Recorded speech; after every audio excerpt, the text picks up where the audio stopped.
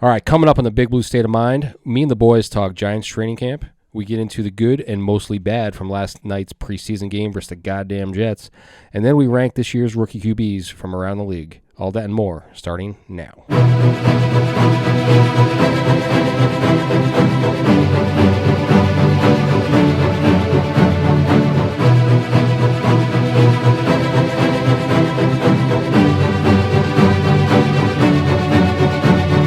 Okay, we got a special announcement. Our very own John Palmieri has been signed by the New York Giants to start playing right guard. Or is it left guard? I don't even know. Any guard. Things don't look very good for us right now after last night's game and this training camp so far. So, welcome everybody. This is our training camp edition of the Big Blue State of Mind podcast.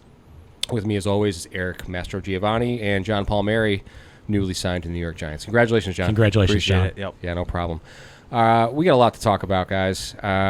Training camp so far, we have a lot of strange things going on. We have some retirements. We have our number one pick not really participating in too much. Some COVID stuff with him, and just a little bit of a mystery on what's going on. So let's start with the usual. What are we drinking? Eric, what are you drinking today?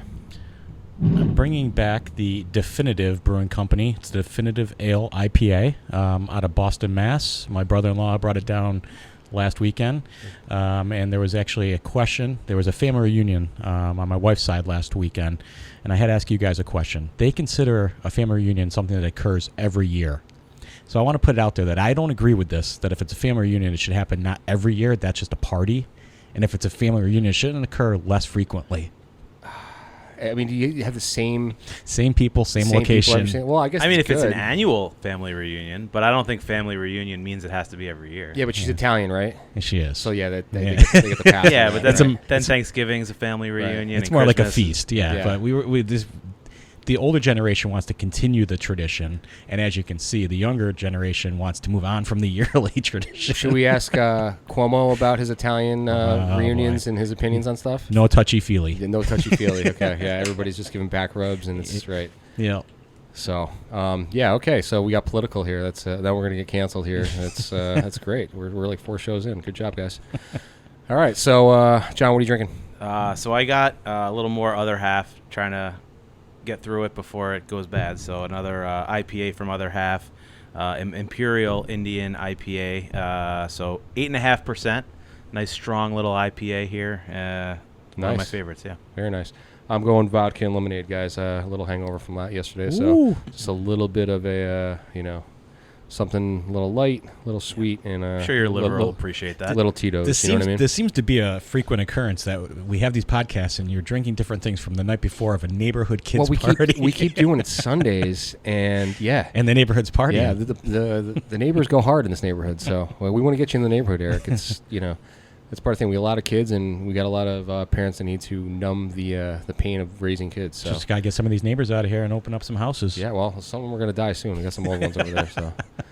Exactly. All right, so let's get on to it. All right, so one of the biggest news things that we've talked about, and this isn't breaking news by any means, it's gone on for a week or two.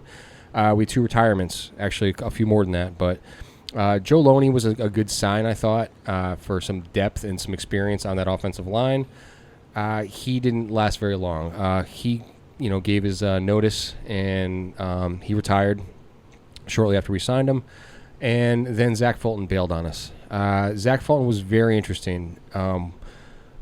When Shane Lemieux got injured, they put Kenny Wiggins into that guard spot and not Fulton.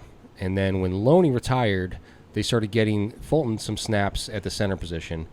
And then pretty quickly, Fulton retired as well. So we lost pretty much all the depth we had at that guard position and center position. And now we're in a pretty bad place. I'm kind of wondering, what do you guys think happened with Fulton? Have you heard anything else different? And luckily, it doesn't look like Shane Lemieux's injury is too bad. But we weren't too shaky on him. We thought Fulton was going to actually make a push for that one of those guard positions. Yeah, when you see older veterans retire like that, especially after a COVID year where there wasn't training camp and a preseason, I chalk it up to these guys. thought they had it in their heart to give it another year or two, and then got into training camp. And I don't think it's a secret that Judge expects a lot out of his players and probably pushes these guys at training camp, maybe even more than some of these veterans are used to. So I think that they should have maybe a little more foresight and probably adding a little more depth. And I know we talked about that in the draft. Like, yeah, we went out and addressed the offensive line a little bit for reserves and free agency, but we probably could have used a little more youth. Yeah. If everybody goes back and listens to those first couple episodes, we're right on the money. When you see guys like Slater like excelling in LA right now, some of these, they were available for us, and now we're stuck with kind of a less talented depth as we saw last night. But the good news is you're going to have some other veterans who are going to get cut just because of a numbers game around the NFL. So there'll be guys that we can pick up, especially with those retirements and their salaries falling off. So I'm not totally worried. If we were going into the season with what we had last night, I would be worried. But I think that there'll be moves to be made. And I agree. People had questioned if it was a culture thing with Judge, with some of these retirements and some bad blood and different things like that. I really agree that I think it's people coming to training camp. They sign contracts.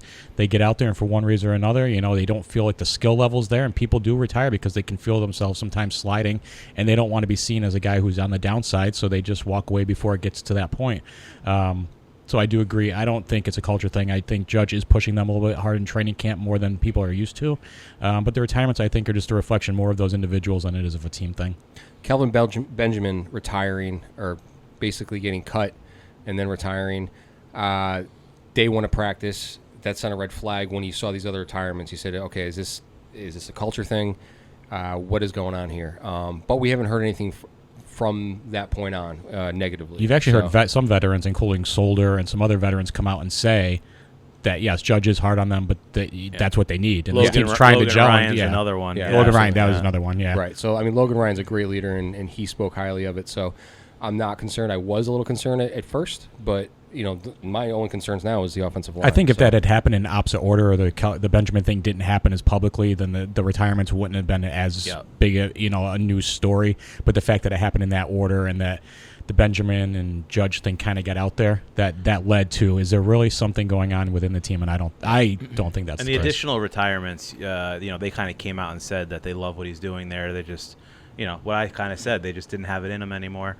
And the whole Kelvin Benjamin thing, it's like, dude, you came into camp 10 pounds heavier than they asked you to be. So that's your own fault, I was thinking, too, Phil Simms came in and he did a nice report talking about the positivity and how he loves Joe Judge and he sees everything that he's doing. And that's a Parcells guy right there. And that's a guy that's got a Super Bowl ring and was part of that whole thing. So for him to come out and say that and these guys to hear it, everybody respects Phil Simms. Phil Simms is a hard-nosed, tough quarterback. He gets it. He's dealt with the toughest there was. And I think if those guys pay any attention to that, that's a good thing. That's a good positive report. And we talked also about the fact that it was Parcells to Belichick, and then Judge was a disciple off that tree. So in Simms' minds, that's kind of the trickle down, and Judge is just a reflection of those things that are learned from those people. And you know what? Those guys win Super Bowls. They've won Super Bowls, and maybe that's really what these players need to kick them in the ass once in a while. Yeah, absolutely. So in the other injuries, let's go right down the list. Tight end, Toilolo.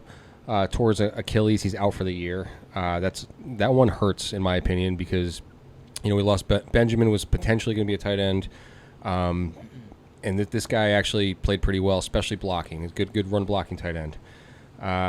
Rudolph still no timetable unless something's changed in the last 48 hours. I think Tuolo's injury is even a bigger factor because I think they counted him as part of the offensive line in those packages, and the fact that they could have some more protection on those outside edge rushers, and now that the remaining tight ends that they do have on the roster are not the blocking. Think about a double set with him and Rudolph both healthy on the line, and you got Saquon, coming up the middle. I mean, that's all it takes is a chip block on somebody to slow them down a little bit, and now they might not have that same. Right. And even a big guy in Galladay, coming in and stuff like that, another big body that can, that'll be a tough to move. So again, no timetable on Rudolph, which a little concerning. Which they understood, I think, when they signed him, because they had the chance to actually take that retract that contract, and they took another look at the medical. They knew that he was going to be out for a period of time, and they still thought it was worth paying him. I think it was like 2 for $12 for him to just be part of the team. And I think they looked at that veteran leadership and actually maybe talking to Ingram, getting in his ear a little bit, and being a veteran presence in that locker room was worth it. Yeah, that should definitely help. Okay, running back, solid chance of Saquon being ready for week 1. We're going to see what happens with that. I don't think they're going to push it. I think, they're going to see what happens, especially with what happens with our offensive line. They're not going to put him out there if he's going to get crushed. Corey Clement has made a good push in camp and shown a lot. He looked good last night. He did look, besides the fumble, he did look good. But Booker is definitely a north-south runner, and he's going to be, probably short yardage. He's going to help out that way. Corey Clement is definitely elusive. I mean, he's got Super Bowl experience, and I really like him as a pickup. And they signed him during rookie camp.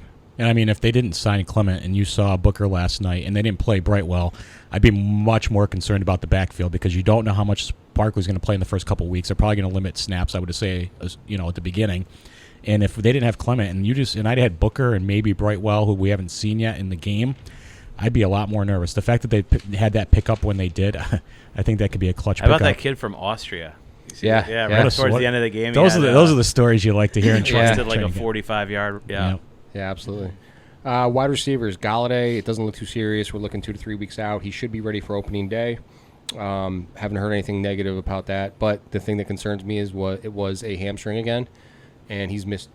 They said that a lot last year. Yes. It's not serious. He'll be back in a couple weeks, and then by the end of the season, he played a minimal number of games, and they kept saying, well, he's not really injured, but he's not on the field. I just don't understand these injuries that happen again and again and again. I mean, there's got to be a way to prevent them, especially hamstrings. That's normally stretching, and these guys are obviously.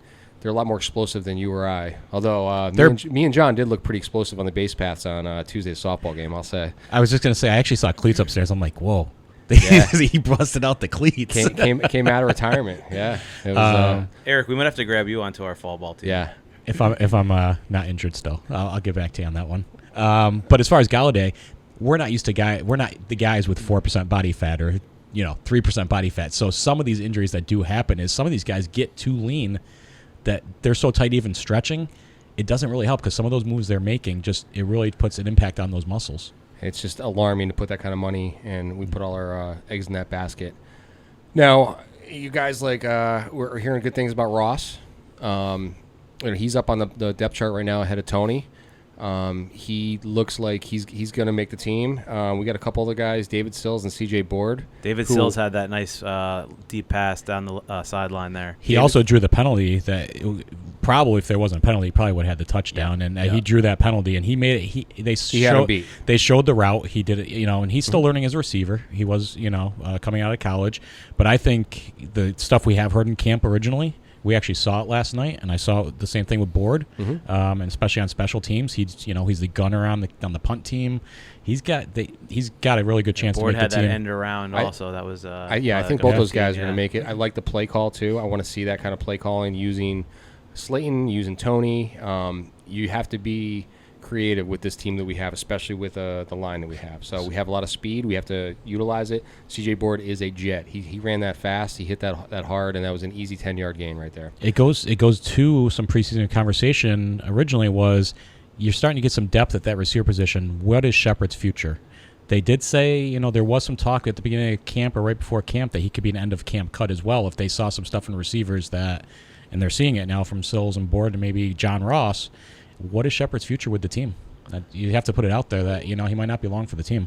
He's still pretty solid. I don't think that's a now question. I think that's a next year question or production as we get some. I would love to have that problem. Or can they use that money for an offensive lineman that comes free? I would love to have that problem where we have enough receivers that we can let somebody like him go because he's been our best receiver for the past couple of years. Now, Kadarius Toney, our first round draft pick, the guy that I wasn't real high on for our previous podcasts. I really wanted Rashawn Slater, Christian Darrisaw, one of those guys that we could put at guard/tackle position, have a little depth. I still don't understand why we didn't, pick anybody in the entire draft at any line position. But that's the way they went. So to me, Tony is under the, I'm going to be real critical on him. And, he started off on the COVID list, which is out of his control for the most part. And he hasn't done much. We haven't heard much of practice. He had some limited practices where it's just been very strange. And the fact that he didn't even warm up yesterday in practice in the game. So he wasn't part of the pregame, anything like that. Now, most rookies are going to be part of that. Now, I understand Judge saying that he wanted to treat this like the fourth game where he's going to put all the, the battle guys and everything like that. But Tony should be one of those guys that's at least getting a little bit of look or warming up or something like that. So is there something wrong? Is he hurt? I think we'll know going forward. So the second game is probably going to act like the true second game where you see some of those starters getting the first half in. And then I think the third game ends up being what traditionally the third game is, where the starters are playing pretty deep into the game. So it'll be interesting to see next Sunday against Cleveland. Is he going to start getting reps where he's out there for the first quarter or 2 quarters, potentially pushing the third quarter? If he's not and he's getting just a couple reps, then you got to assume he's probably not going to be very much in the mix for the first few weeks at least. This practice week with Cleveland too also I think would be very telling if he gets in the practices with them and it starts to show that momentum. But I don't know how far we want to get into this discussion, but Tony is part of a whole trickle-down effect for the Giants, and I think it actually puts a lot more pressure on Daniel Jones because where they traded out of and the players they could have had in that position, the player specifically that was taken during that trade, if he turns out to be the quarterback and it was first preseason game last night, but the ability he showed, if he continues to do that and the Giants traded out of that spot and the player was taken there and then they traded back and took Tony when there were other players available, I think it puts a lot more pressure on Gettleman. I think it puts a lot more pressure on Daniel Jones outside of Tony even doing anything. Yeah, I'm just curious because I saw one kind of quote or story where there was somebody that said, this isn't the swamp, this is the Meadowlands. He's going to have to fight for this, punt returner position or whatever it was. We got a lot of guys that are fighting for those special teams, and I think with C.J. Board and, John Ross, we got guys that can return. I almost got the impression that he thinks that he's entitled or he's going to walk into some of these positions on special teams, and that's not the case. We got some guys that are going to fight him hard. So I'm hoping that he's got the work ethic and the fight to get through to this and contribute. But right now we just haven't seen anything, kind of any reports or anything from training camp that has his name as on a highlight board or a great catch or anything like that right now. And John brought it up before, I think last podcast, and it's said many times, the best ability is availability. Mm-hmm. And if he's not available to even practice or be on the field, he's going to be lost. He's going to be lost. I don't care how skilled you are, how fast you are, what kind of playmaker you were in Florida, but you got to be able to play to be effective and to contribute. So. And that pick that they did, the whole trade was they got a first-round pick from Chicago for the following year. Their prediction was that probably Chicago was going to be in the upper 10 picks, 10, 12 picks. Based on, what we may be seeing going forward, it might be towards the bottom 18 to 25 picks, and it doesn't look as valuable as it would have at the draft this year, which, again, puts Gettleman kind of in the hot seat. It puts Tony and Daniel Jones all kind of in that same bucket. Yeah, and again, I think the first week there's a lot of, snap reactions. Yeah, I just don't think that we're going to have a true representation of what we have. We really have no idea still. I think we'll learn a lot more on Sunday and throughout the week again with Cleveland just to kind of see where we're at. And hopefully some of these guys who are a little banged up, a lot of them probably wouldn't have played anyway. Galladay obviously wouldn't have played. Saquon wasn't going to play. So hopefully some of these guys start getting back into the mix towards the end of the preseason and works their way into the starting lineup. But Tony, I think, is one in particular that we want to look at going into next week. Well, it's going to be tough for the Giants if you really get very limited preseason action with your top receiver, your top running back, absolutely, and your top tight end that you signed in the offseason. And you don't have your play together starting offensive line, and you don't have right. So it's tough to just go from here to the frying pan. Without having something where they can gel other than practice games. It's just those first couple of games of the season would then become almost preseason games for you when other teams are playing hardcore regular season games. Do we have any more negatives to talk about, or you want to start talking about some positives? Well, I think the positive's going to come when we talk about the defense now. I don't hear much negative about the defense overall. I think the defense, and one of the first reports is that the defense is way ahead of the offense, which we expected. And you saw a little bit of that with the Jets last night. The defense didn't play bad. You didn't have any of our stars playing on defense for the most part. You had some good play.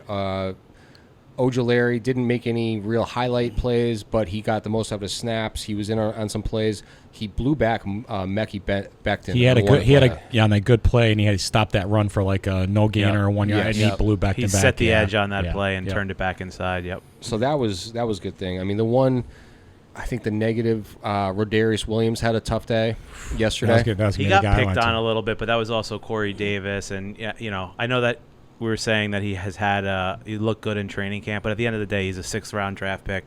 We knew going into it that if he was going to contribute at the beginning, it would probably be special teams. He was in there because the starters aren't there, so I wouldn't concern myself too much with that. One of the guys I was really happy with was Carter Coughlin. Mm-hmm. He had our 1 sack on the night. He actually looked really strong. He's learning a new position, so I was really happy there. And then Reggie Ragland played well. I was just going to say Reggie Ragland looked good. But aside from the defense, just a couple of things that I had, at least on the offense, was our offensive tackles actually graded out pretty well in the first game. So, they did. Thomas actually was perfect for the most part on that left side. And Pert, aside from giving up the sack, he actually graded out pretty well as well. PFF gave a 76 to Andrews and a 74 to Pert. And then actually Hernandez was like in the 80s. He was probably our most effective. He had a really nice pull where he like pancaked someone and opened up the hole on Clement. For Clement, yes. He actually had a great block right there. And then following that we had what was the guy filling? Who's the other guard? I just said his name. Wiggins. Wiggins got blown back, and there was the face penalty. But I mean, he was getting blown back off the ball the whole time. Yeah, you could tell he shouldn't be in the starting rotation there. So I mean, there were some high points for those 3 guys, especially Hernandez. I was real happy to see because he's gotten such criticism, and we didn't know if he was going to be a starter. When we talked in the offseason. Some of that criticism comes from him though, because he came in very boisterous about his skill when he was drafted, and that he was drafted too low, and that he was going to show everyone. And honestly, he was a hog molly that could move. I mean, he was a prototypical, real good Chris Snee type of bodied center. You know what I mean? Of guard. Yeah. And he just hasn't panned out so far. And going back to Rodarius Williams, he looked bad on occasions, or he got picked on a lot. But he was playing slot, which he hadn't played previously. Again, I think it went to the fact that they weren't playing a lot of starters. They weren't playing a lot of players last night. And maybe they wanted to see what he could do in that situation. He really is an outside guy to start with. And they did. I don't know how they knew he was going to be in the slot that many times. Yeah. Or their game plan was to go in the slot and he just happened to be there. But he was targeted a lot. But I will say this. Doing this podcast now, I'm really... It's actually fun watching the preseason. The flip switch, I can see it in Kevin's eyes. You have something to actually talk about or pay attention to. And my neighbor Mark, this guy probably shatters windows yelling at his TV watching these games. He actually left the party last night to go watch some of the game, and he came back. He's like, I can't fucking watch this stuff. Whatever. And he's talking about the exact same stuff we had. So the other thing to look at too was if you look at the starting rosters for both teams, the Jets had what's projected to be a lot of their starting players, even their skill position players. They had their starting rookie quarterback. They had Corey Davis. They had Denzel Mims playing. They even had, most likely that rookie running back is going to start for them. Carter, he was starting the game too. So you look at all the players that they had, and then we were basically playing our whole second team. So the fact that our second team, I think, at the end of halftime it was 3-0. Yeah, I think so. So we basically hung in there with our second. Yeah, I mean, I was happy with the defensive play overall. I mean, they didn't. It was sloppy on both sides, but what do you think of Zach Wilson? Well, just going back to, you're talking about the Jets and who they're playing, it kind of goes back to what I was talking about, continuity. They do have a rookie quarterback. Right. They do have Corey Davis, who's newly signed. Yeah. They do have Denzel Mills, who didn't play a lot last year. Reps. They're the guy. That's what the Giants would hope to be doing, I would think, but they're unable to because of injuries. The Jets are now almost one more game ahead of the Giants as far as getting that continuity. Yeah. They do have a rookie running back in that case. And you know what stat I looked at that was kind of blew me away this morning, because I just looked in to see some of the statistics and who was running and receiving. The Jets had 17 different players with a reception last night. You know how many the Giants had? Four. Yeah. 4. Yeah. I think we had 8 receptions total. Yeah. Somebody showed a video of the first 11 passes that Glennon and Thorson threw, and they were just high, wide, and here's the thing: he's tall too. It's not like he can't throw over a line. Well, a lot of it's neck. Yeah, it's all neck. Right. Did you see that last year? The Mike the Neck Glennon. Yeah. But your initial question, what did we think of Zach Wilson? I thought he looked sharp. He was on point with a lot of his throws. It seemed like a lot of them were luckily for him, he was going up against mostly a second-team defense, but a lot of them was first read, so I don't know how much practice he got in reading defense, looking off to his second, third options. It just seemed like a lot of the plays developed where he was able to hit his first option, but he was, on point, and it'll be interesting to see how he fares against halfway decent defenses that are throwing their ones out there instead of twos. But the one thing he has is that arm, and when he does throw into that tight coverage, he's got that arm where even if it's the wrong read or he looks like a little kid though. He Doesn't he does. kind of look He like does. almost He like does. Kyler Murray back there? He's he like does, small. well, he's got the runs. headband or the thing going on, and Kyler Murray's got the same thing. Yeah, I mean they're similar height. He's a little bit bigger than Murray, but similar height. He's got it. He just has a cannon, and he did miss the first few days of practice. He was the last rookie pick signed this year. He was in California for a couple of that because they were working out. Even though what the money was, they wanted to negotiate something. So even a couple practices in the NFL could mean a lot, going from first read to second read, and being, he was really a one-year wonder in college. Probably mostly first reads, defenses that weren't as good as teams that he was playing against. So, but it just, to me, the stage didn't look too big for him. And I think he was another guy who likes to rally that team. Players looked like they wanted to play for him, and he was first preseason game, but I see a lot of bright attributes for him. 6 of 9 for 63 yards. So, I mean, you can't really go with the stats so much. A little bit of eyeball test on some of that stuff. But it's a good segue into the next part that I want to talk about, which was basically the rookie performance or the debuts of some of the other quarterbacks on some of these other games. I don't know if you saw some highlights or anything like that, but I was really impressed with Justin Fields. Chicago's normally allergic to good quarterbacks. They've never had a quarterback throw for 4,000 yards in their career. That's wild. And their history. Is that insane? And I mean, not that they've had great quarterbacks, but I mean, Cutler threw for 4,000 yards with other teams, and when he went there, he just wasn't the same quarterback that they traded you for. Think and some of it has a little bit to do with the Windy City, the weather, the elements. Maybe you get down into the December, the last couple games. Yeah, you really need to be more. a ground and pound at that point. Of Listen, the Meadowlands is the Windy City. Actually, the name of that actually comes from politics. It's actually not the windiest city in windier America, than right. Green Bay or windier than New York or anything like that. But the Meadowlands is just as hard to throw in as Chicago. It's very odd. They just never had. I mean, think about the quarterbacks they had: Harbaugh, Jim McMahon. I mean, Jim McMahon was a not even good Doug quarterback. Flutie. Yeah, right. I mean, there's just some really bad quarterbacks throughout that history of that franchise, going back and Sid Luckman was that like the last good quarterback they had, But, I was very impressed by Fields. I mean, athletic. He just looks like... His body is just... And he looks confident. He smiled. Do you see that thing where he smiled before he threw that touchdown pass? He saw the setup, and they said he actually smiled. He saw it, and he hit that guy, and the guy was wide open. Open, yeah. That's confidence, and that shows me something right there. See, after the game, they were interviewing him, too, and he said something about he thought it was going to be more difficult or something. Some quote about how it's easier than he thought. Wow. Like, whoa, calm down. That was That's bulletin board material for other teams right away. Whoever they're playing week one, that's bulletin board material. But that's going to be fun to watch him. And then Trey Lance was the other one that really jumped out at me. Trey. Now Trey Lance, I think, is going to have the most success out of all these quarterbacks because he's got the team behind him. The team, I was just going to bring up, it's the team around. They moved up. They weren't the number 3 pick in the draft. They moved up to get into that position. The quarterbacks that fall into those by chance are usually look at Mahomes. Right. Kansas City wasn't as bad as where they picked him because they moved up to get him.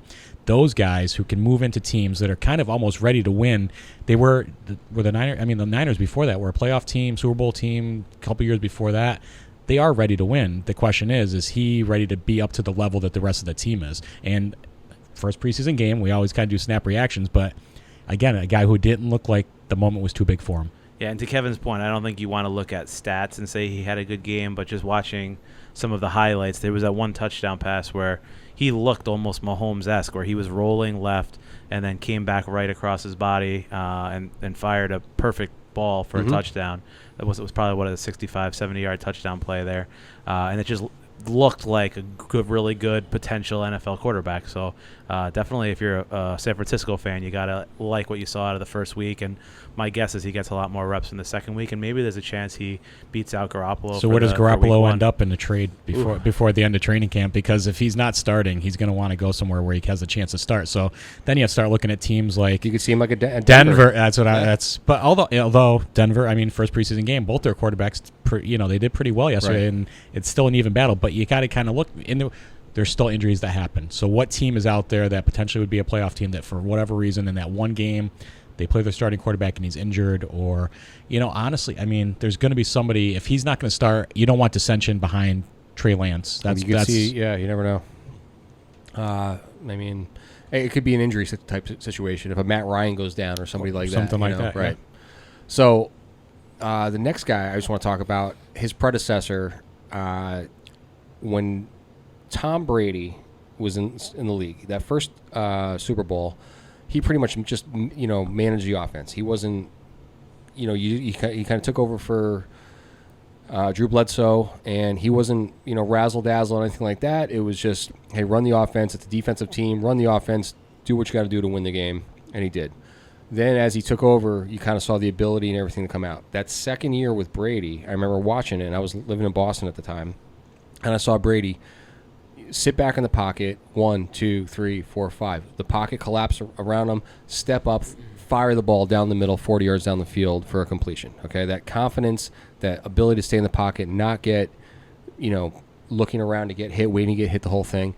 That's something you can't teach. That's something that you either have or you don't have, I feel like. And a lot of it goes with experience, the entire thing. Mac Jones looked like that the other day. And he's a pocket passer, okay? So that battle between him and Cam Newton, I think he's going to overtake Cam very, very quickly. Cam actually sent out a weird tweet or Instagram post about kind of respecting where I am and stuff. I think he sees a it pocket coming. quarterback. This kid has a lot of ability, and I think he got flack just because he's an Alabama quarterback, and nobody thinks that Alabama quarterbacks are any good. And I think this kid could be he could have been a steal at that 15 or 16 spot, wherever they got him. 15, I think that he was, at the time that people thought San Francisco would take him at number 3, he became to people overvalued or overrated at that point. People did like him, but they were like, number 3 for Mac Jones, it's too much. Then he falls to 15, they're like, oh, that's too low, and now he's in the right spot, and it kind of worked out for him because if he went at 3, the pressure would be a lot higher. History of the pocket passer. It actually, Pro Football Focus had him ranked as the number 1 rookie quarterback for Week 1. Mac Jones, Zach Wilson 2, Fields 3, Lawrence 4, and Trey Lance 5. Trey Lance, I just saw some of his highlights. There goes. So that's what statistics don't tell you what you actually see on TV. But he had the 80-yard touchdown pass, so who knows? And it was a beautiful ball. Yeah, so here's Trey Lance's stats from last night. And again, we saw the grade play, but he was 5 of 14, 128 for a touchdown, 4 sacks, 1 fumble. Mm-hmm.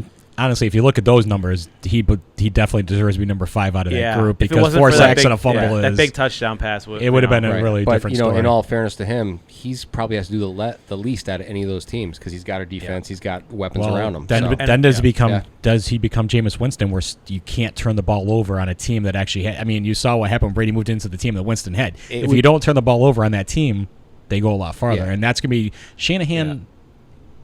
Shanahan might almost have been better with Mac Jones because Mac Jones is the guy that's going to manage the game for you and not make mistakes. Trey Lance is going to. It's one of the reasons I think Shanahan might stay with Garoppolo to begin the season. I was going to say that I think that stat is actually probably good for Trey Lance because if he was on the top of that, it would put the pressure to get him started earlier. But let him get reps, let him get the practice.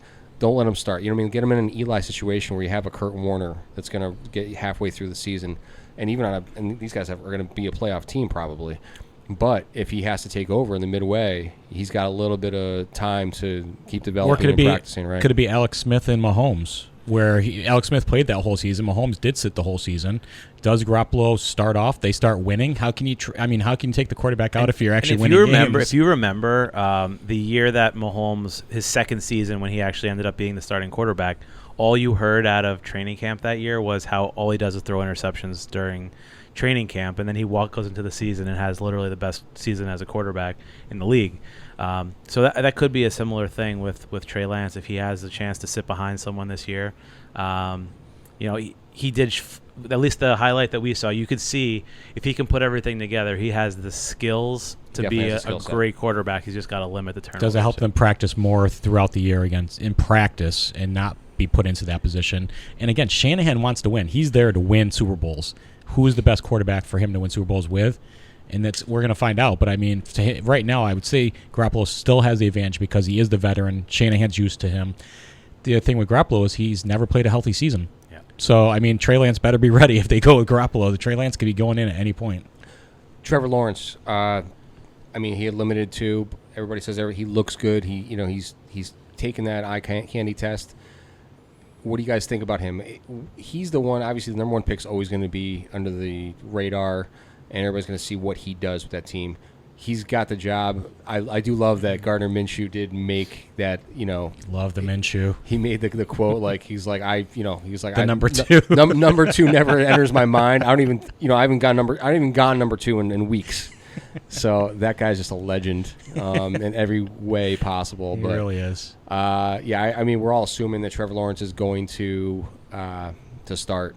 And Tebow, I keep seeing Tebow popping up. Is Tebow going to make the team? I think he's me. If he doesn't make it, if he makes it past the first round of cuts, I think it's the second. I saw a highlight of him he was in motion and he had to block the end, and he literally looked like a quarterback trying to block. He just whiffed on him. Yeah, but again, I think he was in the top 10 in jersey sales for the So I mean, honestly, if Jacksonville give him one more cut week, and you're not really unless you're cutting someone who you think actually is going to be potential on the team. One more week of jersey sales doesn't hurt. Is he potentially a special teams guy? Doing what? That's the question, because I mean, he doesn't have 4.3 speed. Yeah. Right. He's not a gunner. Right. Unless he's on a lane. We just can saw how he tried to block. I mean, maybe he can long snap. I don't know. But as far as Lawrence goes, I think that's one of those conversations where it's the team you went to. Obviously, they were the team with the worst record. You flip flop him and Mac Jones, and he's on New England. I mean, Lawrence is good. Lawrence is going to be a god. But just watching him, he, to me, very Manning-esque with his stature in the pocket. He kind of has that same arm. He's got a much stronger arm than even Manning did at the time.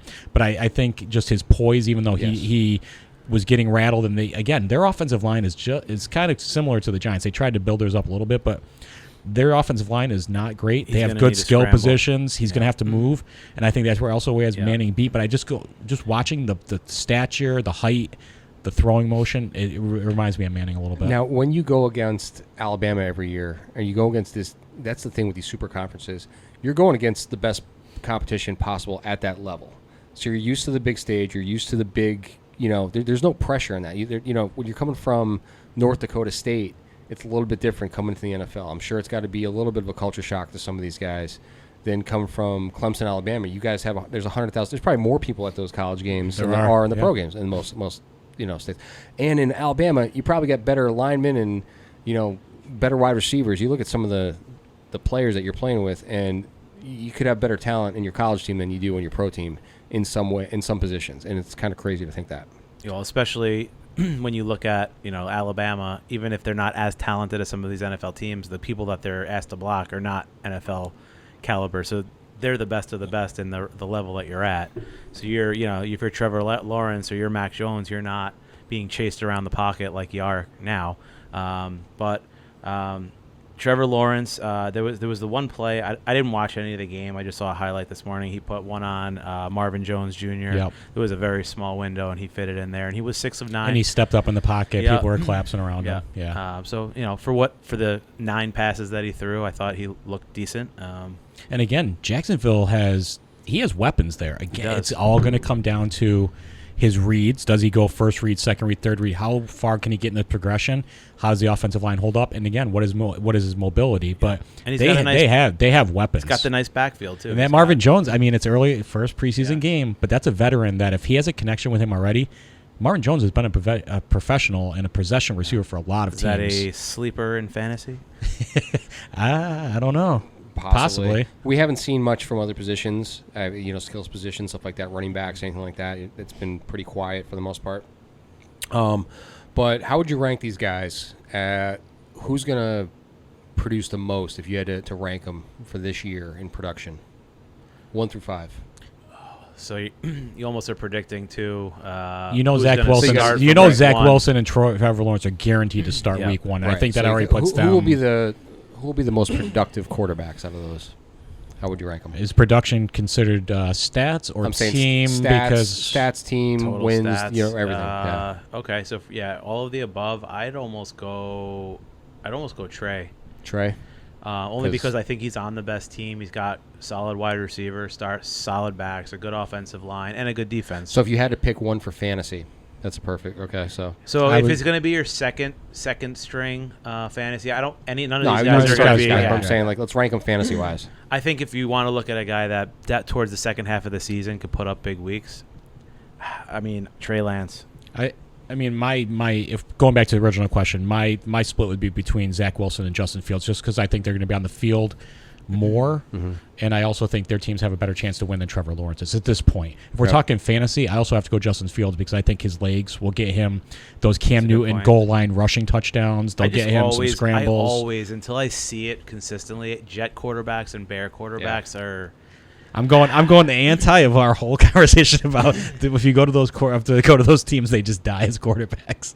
But Yeah. I mean, just from what I've seen, obviously in college, from how they move, I think Zach Wilson also is a little bit mobile, but his arm and Justin Fields with his legs and his combination of arm and just the ability to play, their availability to play. I think those two are going to be starting from the beginning. Yeah, I think he's going to take Dalton. I think he's going to start over Dalton. I think it'll be Fields. I think Fields will have a good year. I don't know if he'll hit that 4,000 yards in his rookie year, but I think he's going to be productive. He's going to use his legs. He's going to make plays. We'll see. Hopefully, Sarah Spain appreciates it because she actually responded to one of my comments on one of her Facebook Look things. at you. Yeah, I was happy. I love Sarah Spain. Did you do that under your name or under our podcast? No, it was under my name. It was a while ago, and she said it was about something. I think picking up a quarterback, or that was a free agent. She said, "Nah, we won't. We are allergic to Chicago's allergic to good quarterbacks." So I hope for her sake that she actually finds a decent quarterback. But we'll see. I think I don't see Zach Wilson getting it done this year. I think Trevor Lawrence is going to start. Trevor Lawrence is going to put up numbers. He's got some weapons on offense there. He's got some talent. We'll see. They can only go up, and I think they'll be better than people. He's going to put up numbers because they're going to be behind a lot again. Right. He's And going to throw a ton. So right. it comes down to when you're asking that question: are we looking at stats versus record? And Trey Lance will probably. I think San Francisco's going to have the best record, probably. Trey Lance will start. It's just a matter of when. And they'll probably have a lead a lot of the times because they're gonna have a good defense, stuff like that. Yeah, So Trey Lance is going into a team where the coaching staff is intact. Most of the team is intact. Where Zach Wilson's going in. A lot of these guys are rookies or second-year players and new head coach. I just think there's a lot of moving parts on a lot of these teams. Even the Patriots, it's like they're in kind of rebuilding mode. He's not going in to take over Tom Brady after Tom Brady just left. They already had a transitional season. And Hunter Henry's already out for multiple Henry's weeks, out. which was going to be one of their wide key receivers guys. are just not that deep right now. I forgot. I didn't take that into account for Mac Jones, but I do agree that their receiving core is not great at all. And that's why I just think if Trey Lance, even if he only goes in maybe week 7 or 8 and finishes the year, his average stats per week that he actually plays towards the end of the season, in my opinion, will probably be better than most of the other players. But as a Giant fan, we have to root against Justin Fields. We have to root against the Bears. So as much as I think that he's going to do well, as much as I think he's going to be productive, we have to because we want him to do just well enough to get the starting job and then stay just well enough to not lose the starting job. Right. We do not want to see him excel. Although if he doesn't win it and then they have Andy Dalton at quarterback, I'm not opposed to that either. Right. Well, Andy Dalton has proved that he can't take a good team or good offense and do anything with it because all those years in Cincinnati. Ooh. Yeah, when they had talk about weapons. And Dallas. But Dallas, Yeah. I mean. Yeah. So let's shift to Dallas a little bit. So I like that transition. I just happened to bring up Dalton randomly. I have not seen any of Hard Knocks yet. I watched the first week. It was pretty good. So I'm looking forward to watching it. So I might just come over to your house. I don't have HBO right now. Oh yeah, come on over. And then just binge watch it or something. But the reports are that Zeke is slimmed down a little bit. So he's and you know what? He's not wearing the belly shirts. He's actually wearing hooded sweatshirts under. Yeah, he's sweating it off with the hooded sweatshirts. Yeah, he doesn't look like one of the. I don't even want to say the cowgirl cheerleaders, the in living color cheerleaders or whatever.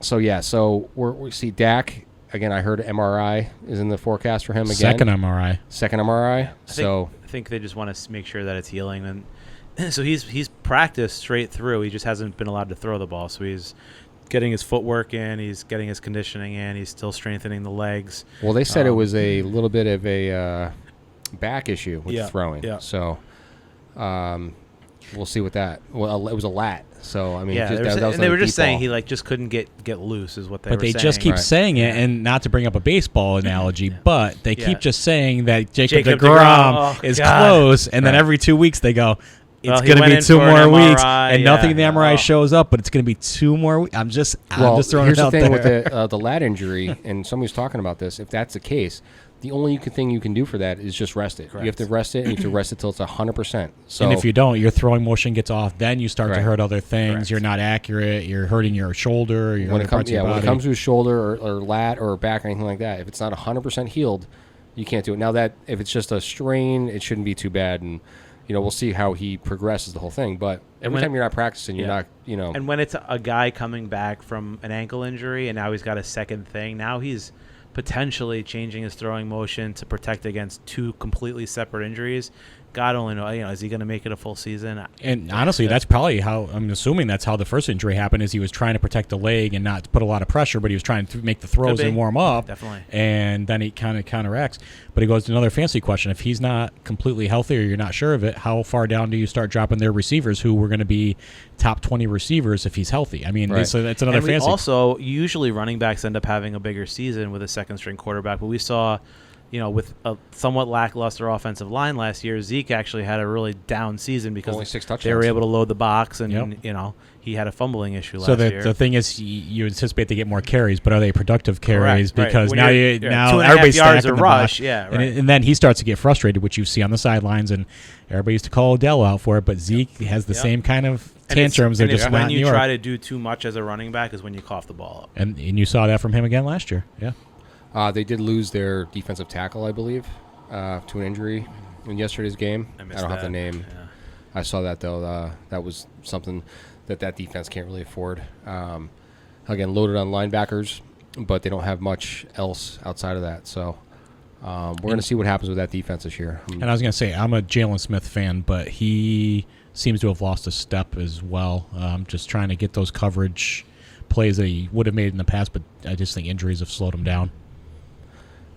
Anything on the Redskins or Eagles from you guys? Have you heard anything or noticed anything? I mean, from those guys? Hurts had some plays. I don't think they anybody's did have really- a long touchdown, but it was to a receiver that might not even make the team, who he calls the most underrated player, and is probably going to be the most surprising player in the NFL this year. Maybe they have a connection. Yeah, but not expecting much out of the Eagles, obviously, but Washington's a team that we all kind of predict. But offensively, they're under the radar. We don't name their. well, the one, are you talking about Washington football Yeah, team? The Washington, Washington football right. team. I mean, I think. Well, I know they have a really good defense. Yeah, What I mean, is their the defense is great, what is but the I'm saying, offense? what do we expect Can, offensively can from them? Fitzpatrick manage the game enough and not try to go and do too much? I mean, they have McLaurin. They signed Curtis Samuel. They have what's his name? Do The any running of back. those guys really scare you though? Is that like, I mean, Well, his name is Scary Terry. right? Very true. But other than that, no. I'm serious. If they had a quarterback with McLaurin, Curtis Samuel, Antonio Gibson, they have a tight end that's decent. It's not a bad offense, but I just always They have that. drafted a tight end too, didn't they? I just always have the concern with Fitzpatrick that he's going to Yeah. have the 2 games, 3 games that he's going to cost, which is good for Giant fans. Yeah. But he's going to throw the interception. He's going to try to do too much, and he's going to cost him games. And we beat them twice last year, right? I mean, they didn't. Yeah, Yeah, I that was think two- that was two was of that our- Dwayne Haskins? It was, but I mean, they didn't. They didn't seem to me to be they're still a 5-win team, or what do we have? 7 wins, 6 wins? What are we? Yeah, I think they won it is The division was 500 yeah. as a 500 team. Well, which one of you guys took them as your kicker defense? Or was it CJ? Well, That wasn't. I don't know, but I mean, I would take their defense. I got the Oh, Rams. their defense is solid. I got the Rams kicker defense. Yeah, whoever had last week by week. Do you have Indy? Yeah, I All think right, that's so what it was. CJ then, Yeah. because Yeah, I have CJ. I have Baltimore. But I mean, honestly, the way we're talking right now, we talked Dallas, we talked the Giants preseason game. We're saying, what did we see in Philly and Washington? Are we looking at the same cluster F that we did last year with the division, we could where very nobody well be. nobody Because, runs away with it, and everybody's in that Right. 9-8, 10-7. We're all kind of in that same ball game. Whoever beats each other that last 2 weeks is going to win it. Listen, if our line doesn't improve vastly in a short amount of time, or somehow figure it all together, we're going to have to somehow keep opponents to 15 points a game. Yeah. to Now, the win other games. piece of last night, Giants-wise, is would Daniel Jones have been able to avoid some of the pressure with his legs? You know, especially that I forget his name, Tholson, whatever the heck his name was. Thorson. He had no Right. movement. He got sacked a couple times, but he wasn't getting out of the pocket. He wasn't moving. Daniel Jones, play action, bootlegs. It's a totally different offense with him back there. You know, as much as we're hard on Daniel Jones, he does have a lot of that skill set where he can create on plays where the offensive line breaks down. He's going to little. need it. He's going to Right, need but it. I hope he does. But the more that you have to do that, the more you're risking injury and everything else. Yeah. I mean, that means that we're expecting the line to get through, and he's going to hit some blindside hits, and For yeah, fantasy it just doesn't purposes, look I good. think it gives Barkley another upside, though, because he's going to be scrambling. He's going to be doing those dump-offs. But then it also takes away from Slate and then from Galladay having those passes that they're used to. So it's a win-lose for everybody, really. And I'm sure Mr. Thorson is a nice gentleman, but I don't see him being one for the team. he might have One, that. because he was injured, and two, it wasn't a very productive game for him. I think he had 5 of 17 or something like that. And typically, a lot of teams they only carry 2 quarterbacks. But if your second quarterback's be Mike Glennon, do the Giants actually have to think about carrying a third quarterback? Because I'm not. I mean, if they Kadarius Toney, it's their third quarterback. or David Sills, David Sills. David yeah. Sills. Yeah, I mean, I guess honestly, that's I the think that's perk the to way David having, Sills yeah. makes the roster is They- the they emergency said- quarterback. They did say Tony can throw the ball about 80 50 yards. Yeah. Like they said, he threw 55. Just Can he bullet? Can he run under it and catch it himself? Possibly. I don't Throw know. it over the house and catch it. But I used to do that when I was a kid. Remember that? You play that game? one of the things that they were just talking about as joking around in practice was at one point Tony did launch the ball way down the field, and it was like the D-backs were all practicing, and they saw a ball come over their head, and they're like, who the hell just threw that? Yeah. It was Tony. Yeah. Yeah. As he was standing on the sidelines, not practicing. Right. Yeah. Exactly. All right, so upcoming the next few weeks, we've got some fun stuff going on. Next week, we're going to be up at King's Tavern across from Saratoga Racetrack, right on Union Ave. And we're going to be doing a live or we're just doing a broadcast from there, and taped, and we'll release it that night.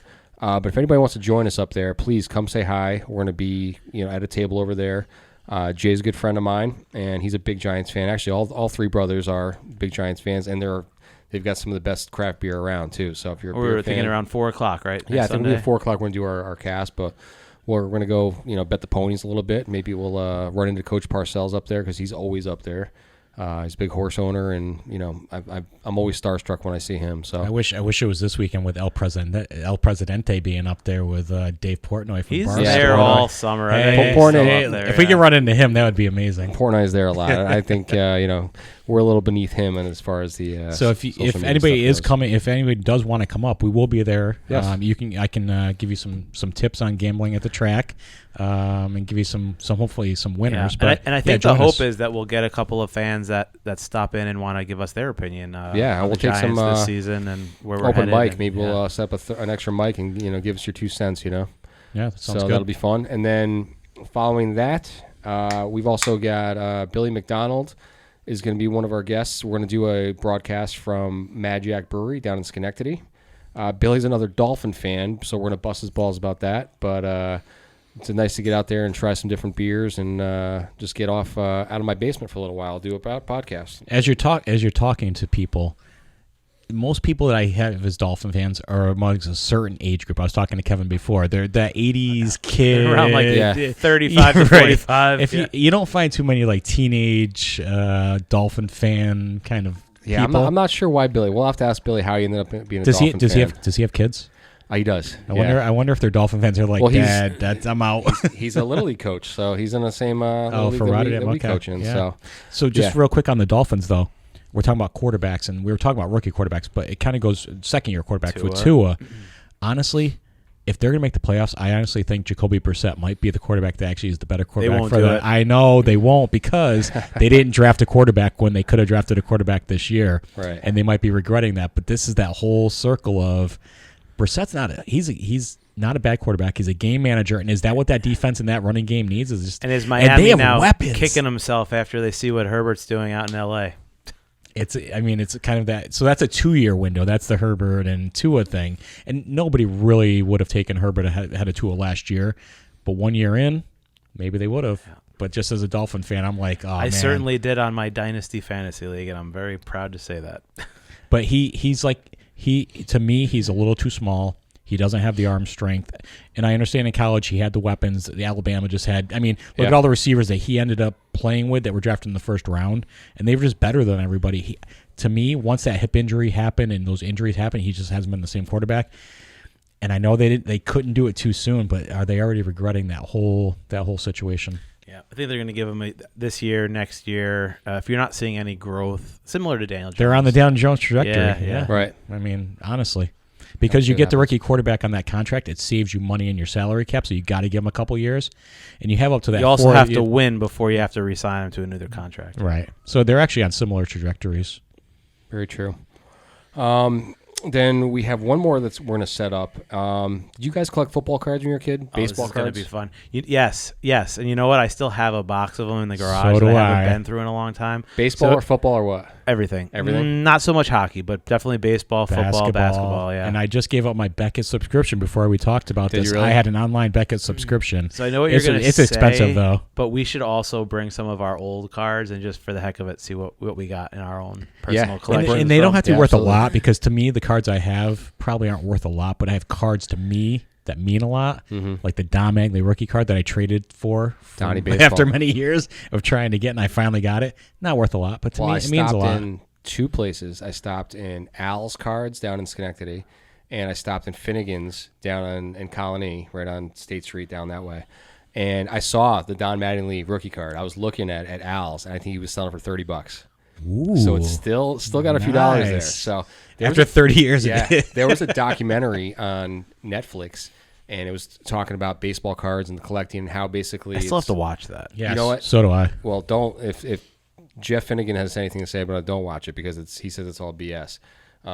Being what? What is he? Being like, well, it's basically saying that everything's worthless. It's not worth anything, stuff like that. Well, I could tell you stocks and bonds are worthless if nobody if nobody gets into them. Yeah, too. it's I all mean, about what yeah. will people Exactly, pay for it, yeah. right? But it's made a resurgence, obviously, in the last 20 years, really. So back in what Jeff was telling me, I had a great conversation with Jeff, and this guy can talk baseball cards forever. So that's why I would love to get his opinion on football and football cards and what you should be looking for and everything like that. So we're gonna have some fun. I think we're gonna actually break the bank a little bit and buy one of these little hobby boxes and have some fun. and have an opening. Ooh, Have an opening, yeah. So I found some packs, and right now if you go to Walmart, it's hard to find it. I mean, the stuff it disappears within 2 days. So I was able to grab some packs, and I found some rare stuff. I actually found a Saquon 17 of 99 card, like only 99 made. So the exclusivity is where it's all about. You can just stay on the field. so Yeah, we're rooting for the Giants exactly. and that card to go up in value. Right. Oh, I got a lot of rookies here. We're talking about Trey Lance. I got a gold Justin Fields here that I pulled, and I'm obviously rooting for him. So No, No, we're you're not. rooting No, for him you're until not. next No. year. I don't know, man. It depends on this card. You Listen, can root for the rest of his career after this year. 2 days ago, this card was going for $9.99. After yesterday's performance, I saw it at $50 on eBay. Right Sell now. it now. So, boom, Sell it while it's hot. Sell it while it's hot. Right. But yeah, no, he had a good just kind of explanation for why. Like that guy, and that was kind of a TV show. It ended up being more about like this kid and his dad and all this other stuff. And it was, if you watch it, it's interesting because it's all those cards that we used to collect back in the 80s and 90s and everything like that. But 94 is what he said when that baseball strike, 93, 94, whatever that was, it just killed the industry completely. So number one, they were making so many of those cards, and it wasn't hard to get. And then it really kind of built up, and they started putting jersey pieces and autographs and all that stuff in the That's card. that's when it really started to reinvent. They needed to do something different. It was the different factor, and different companies had to do different things. Right. And that's when people started like, I got to try to get this. I remember there were specific cards that you always tried to get, but for the most part, it was like, hey, can you make the whole series of cards? Can you get every single 1 through 350? Yeah, and that was complete the the fun, set. right? That was the fun, but now it seems But like they it's were a whole lot 55 cents a more pack, like right. yeah. Right. Now it's more like a goose chase, a wild goose chase, where Of you just yeah, randomness. Yeah, like, hey, that Patrick Mahomes signed jersey card is worth $25,000. Right. Like, That's exactly how right. do I Yeah, get my hands exactly. on that? I mean, this was in a $12 pack with 15 cards in it. I mean, it's expensive to collect now. So you're not looking for the whole set. You're looking for the unicorn. You know what I mean? You're looking for those special things or Golden ticket. the golden ticket. Exactly. Right? Yeah, because it used to be, my godfather used to buy me the Topps baseball set for Christmas every year. I used to collect And I all would- the Topps Not traded knowing, stuff. That was fun. not knowing what I was doing, I would take the box and open it. If I had just kept it closed and had the whole set, I'm talking about 84, 85, 86, 87. We're talking Bonds, Yeah. rookie. The cards are actually worth something. But we were and I would kids and I we would put them wanted in. to I look would, at- I would put them in books, and then I flip through them. And now you know what? I don't even know where they are. Yeah. Unfortunately. So do you remember one card in particular that was like your best card? What was your favorite? Football? I actually don't, to be I ha- honest. I haven't looked at them in probably You could have 25 some, years. You could have some hidden gold Yeah. in there, Wait. man. You could. I collected basketball and football as well as baseball. Baseball was always worth more in the card market back then. Football cards just weren't the hit back then. Well, Bas- Jordan, and- you got a Jordan rookie and, somewhere. and that's- basketball card, yes, certain ones, but as a general theme, it was always baseball was worth more than the other sports. But I would say there's two. As I said, the Manning rookie. But there was one card that always got me, and I finally got it. It was the Billy Ripken, and he was holding the bat, and The it fuck said face? "fuck" on the bottom on the barrel. So Yeah. I want to say I had that one too. I'd have to go look for Yeah, I it. think we all But it was just one of those fun cards. It's not worth yeah. anything anymore. But when you were back then, you're like, because they actually had the one, and then they had the one that they had the reprint of, and getting that card was just a fun thing as a kid. I had a Montana rookie it wasn't in great shape, but I had that and I loved that card. I think I traded like everything I had for it at one point. It was so good. I still have a Phil Simms rookie somewhere. Actually, I think it's in like my safe or something like that. It's worth like $20. I don't know why it's in a safe, but I'll have to break that out. I have a couple of Brett Favre rookies, stuff like that. But no, the Montana rookie was the one that I loved when I was a kid. I went big on the Shaquille's back in the day, rookie cards and things like that. But Yeah, I Again- remember a lot of those basketball. Right, that was when I was into it. Was the Like Shaquille O'Neal rookie? the early years. '90s, Yeah. mid '90s, early to mid '90s. That was like my basketball era. I'd say football was '88 to '92, somewhere in there. I had a lot of the Cowboys because obviously that was their time with Emmett and Troy and everything like that. But So when we do the trading card episode, we should all kind of dig into our old cards and just bring in a yeah, couple, bring in a couple. and then we can look them up to Yeah. see. I what I got they're some of those worth cases now. on cards. Yeah, bring a couple. Bring like 2 or 3, so we'll ask him your opinion. I'll bring some of the stuff that I pulled, and what we're gonna do actually, because I pulled a bunch of packs and everything like that, and I have a lot of rookies and everything like that. Again, some of these are common now. I don't know the rarity of them, but we're gonna put together a package of all rookie, including Trevor Lawrence cards, Fields, all the guys we talked about. We're gonna give away a rookie card of all these guys and just an assortment. So. We want you to like the page. We want you to comment and share the page. If you can do all that, you're going to be entered to win this. When we hit 500 likes, I think we're at like 200 right now.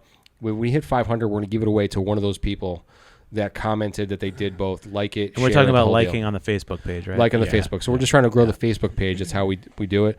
So, share one of our podcasts, like the Facebook page, share the Facebook page, and help us out there. And we're just going to give away some cards, and some could end up being worth something because, I could be giving away gold. I don't even know. So.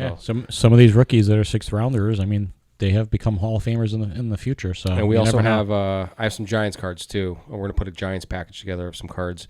I got a really cool Super Bowl Otis Anderson card that I showed these guys that I pulled as well, on top of the Saquon of '99. So all this stuff we're going to end up giving away because why not? And if you help support us, we'll throw some fun stuff together and just get this thing going. So we're looking forward to that conversation over at Finnegan's in Central Ave in Colony or Albany or whatever it is. right on the border. Yeah, probably, so go say hi to Jeff over there. Tell him the guys from the Big Blue State of Mind podcast sent you, and he'll take care of you. But yeah, we're looking forward to that one, and we're gonna be doing a weekly podcast probably from here on out. I would think we're gonna Easily start. at least once a week. Yeah, I think we're shooting for Tuesday or Wednesday, and we're going to be doing the pick the spreads, and Eric's going to quiz me and John on that. And then later on the And week, I'll just keep beating Kevin. yeah, okay, get cocky. Yeah, you beat me on a tiebreaker, okay there. But we're gonna post our picks later in the week and give our pick of the week, the whole deal, and we're gonna do that online. And we're gonna have fantasy talk. We're gonna do all this stuff weekly, on top of recapping the game, what we see around the league. So please, give me your opinions. What do you want to hear us talk about? We want to make it fun. We want to make it as easy to listen to and interactive as possible. So maybe for next week we'll talk a little gambling. We'll do some over-unders on specific players' stats for the year that we kind of talked about. Definitely going to talk about Coach Parcells a little bit because he's a fixture up in Saratoga, and like I said, I've been starstruck every time I've seen this guy up there. And you think if I hashtag him in on this, he'll get it? I don't think so. Is anybody monitoring that kind of stuff? I've actually been able to talk to him once, and it's just an honor to have ever just been in the same presence as him. So, and just going to fantasy real fast is we did have our 4-player ultimate draft. I think John's imported all the players into the system. John, can you give us a recap of how the draft grades went, please? Oh, here we go. We want to talk. Because I know John had some excitement about the fact that in a 4-player draft he did get the best grade. So. Yes. But you know that I had an A+ in our draft last year, and I finished dead last. And I always go for the fact that I'm going to be in the bottom third, 2/3 of because the you whole draft every league like it's a keeper league. Exactly. Right. Those rookies have to hit for me to be in the top, or I'm off. But I know John was excited to say, "What you get, an A?" A minus. A minus. A-minus, In a 4-player draft, you only got an A minus. Hey, there were a couple of C's What I get a in there. C? by I the think I way. got a C. You Yeah. got a C got a minus. C. It's Tell me CJ did not beat That's us. so bad. If CJ beat me, I'm done. Hold on, I got to pull it up now. You guys keep talking for a minute here. Yeah, CJ beat us. And Has anyone seen CJ since the Cam Newton comment, or is he in hiding? No, he's been studying the divisions. He just figured out the Falcons are in the division, the Yeah. other division, and he might be devastated if Cam Newton went from the Mount Rushmore to losing his job to Mac Jones to being cut by the Patriots. Okay, here we go. Ready? I found it. I got an A minus. CJ got a B minus. Oh, Kev that's got rough. a C plus. That's and rough. Eric C+, got okay. a C. you know what? I think the Washington pick got him that B minus. Oh man, I think that Washington defense kicker thing combo. I know my report card said I went out on a limb and took Patrick Mahomes too early, but Yahoo doesn't realize how to run a 4-team fantasy league. Yeah, I mean, Was it the second round? come on, Yahoo. Wait, but they still gave you the A, or A minus or whatever. Yeah, so because I also got the best pick in the draft, which was who? Clyde Edwards-Helaire in the final round. the last round, yeah. That was the last That round. yeah, that Wow. actually. I mean, that actually. But you have to think about it, in a 4-player draft with the amount of running backs. Yeah. Again, Yeah, he you was can't pick everybody. he was way overvalued last year, and this year he's coming back down to kind of market value. And apparently, in this draft, he was the best pick. Yeah, so I know we ended up actually losing the video, so we never uploaded the video, but there is audio out on Spotify and some of the other apps, so you can listen to it. But just listen to this running back crew, just real quick. Wait, whose team are we going This to is talk mine. about? Okay. Dalvin And what's Cook, your team name? My team name is At Least I Made Playoffs. Because there's only 4 teams. All 4 of us are making Perfect. So Dalvin Cook, Jonathan Taylor, Najee Harris, Antonio Gibson, and Clyde Edwards-Helaire. I mean, that's 5 guys that would normally be starting. Pretty ridiculous. Yeah, Anywho. pretty good. But I did know we wanted to comment on the fact that you had the best grade. Yeah, And I that's- always, yeah. and you know what? Congratulations on that. I don't. So I every always have the week- worst, so I knew it was going to happen. Every week we'll just be talking smack to each other about how fantasy's going. Eric, you definitely have to join the softball team because I'm on the roster. So So is this what league is this? This is Lynn's. It is. I'm in Lynn's. It's Or I'm in Lynn's. E-League, so Okay. it's kind of Co-ed? we're going from We coulda C played each to other the this year. Well, we were in like high C. It was like Okay. more competitive, and actually we've been competitive every year. This year we had a little bit of a down season, but Okay. we lost some of our like 25-year-old former college guys. that's all right because the fat 44-year-old. Yeah, that's Came right. and hit bombs. We're- What field you play at? I played. We were at we Coin. played at Oh, Coin. Coin. Yeah. Oh, Rensselaer. Yeah, we actually played That- pretty well. We was we like- had a guy we had a guy playing right center field who had never never played played before. softball He played before. cricket because he's from England. Literally never Wow. swung a bat, never put a glove on his hand before. Actually, his first So at he bat threw it had- every time he went for the ball. He threw his glove in the Listen, air. his first at bat, he had an RBI single, but he legit stood at home plate with his feet turned almost like complete open And stance, his and he was bat, like, holding the down. bat like down by Like the a- ground, like like a you, cricket bat. and he was Ah. almost protecting wickets because the first few pitches he swung at were over his head, but Yeah. he freaking swung so hard. We're like, what are you doing? Yeah, it was interesting. So But anyway, he's on our team. For So the in fall, that league, is the pitch like for females? Is it you can't break your shoulder, but as fast no, as you it's can? just it's No, lob. lob. Yeah, you It's have to lob. have arc And that's on the it. competitive. That's the most competitive league. Even No, in we're the in the bottom, but even in C, high C, it was Okay. still lob. Okay. So I pitch and I throw knuckleballs, so it moves Okay. a little. It Okay. actually, I did pretty well for the few innings that I pitched in the game. I was throwing knuckleballs. We had some of the big hitters on the other team flying out, but we weren't making playoffs, and I wanted to give everybody a chance to play, so I took myself So that's out. why you brought Kevin in. Well, I brought in another pitcher. He got hit a little bit harder than I did. Oh, and, really?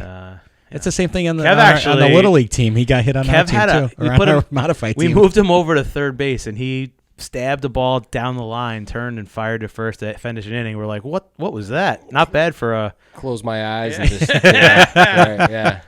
Well, that I sounds don't- like yeah. good time. But you're definitely doing a fall ball team. Yeah, we're working on building a roster. I think we have like 7 guys and 6 girls committed. We're probably trying to get that to many like female. Okay, if you have that many girls, I was gonna say I might have some girls for you too. 12 and 8, I think, is a good number, and then nobody has to feel obligated to be there every week. because it never happens anyway, and then you're searching for people on Facebook. All right, now that we've gone completely out of football, I think we'll wrap this up. So, thanks, guys. We will see you next week again. Saratoga, New York, tomorrow, up at King's Tavern on Union Ave, right across from the racetrack. We'll be there probably around 4 o'clock doing our broadcast. So come say hi, and you know what, throw your 2 cents in on what you think the Giants are going to do. Please feel free. Cheers. We'll Go see you at the Giants. spa.